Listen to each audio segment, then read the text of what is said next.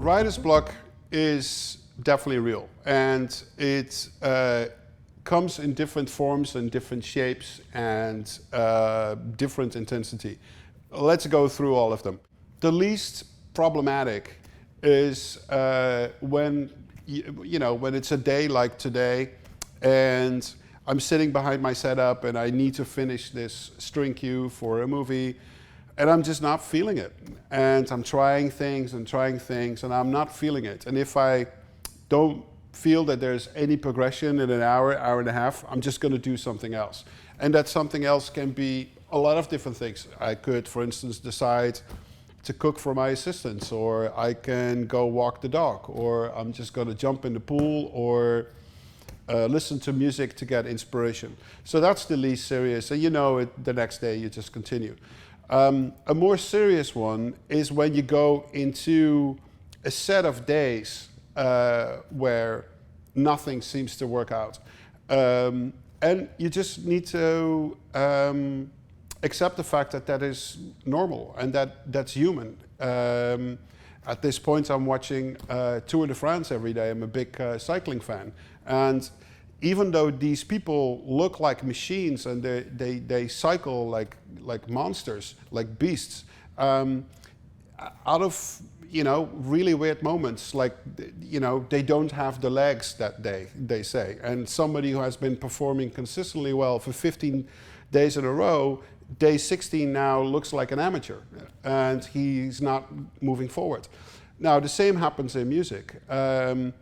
You are able to deliver music at a very high level. At a certain point, it's just going to be one of those weeks where it's not going to come together. It's not going to work.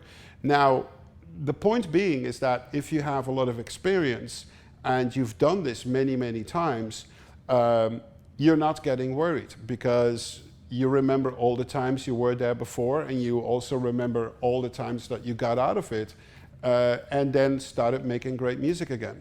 So usually when that happens to me, I'm not worried at all. I mean, I might feel a little upset because I just want to keep moving, but if it doesn't happen, it just doesn't happen, and I'm just, again, going to do something else. Now, the third version is a more serious one, and I've had that too, is where you reach a burnout stage.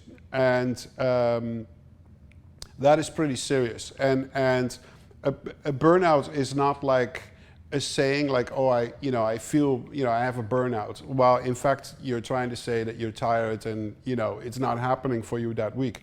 A burnout is actually a qualified disease. And if you really have that, you're going to be potentially off the radar for like a year or a year and a half. It comes in combination with serious depression, and your body feels like all weird. It might even get in combination with serious anxiety or panic attacks.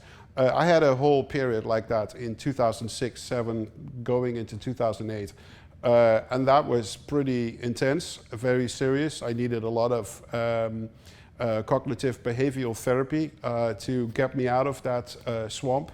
And eventually I got out of it, and I learned a lot of tools to now prevent myself going back into that swamp, because once you're there, you never want to go back.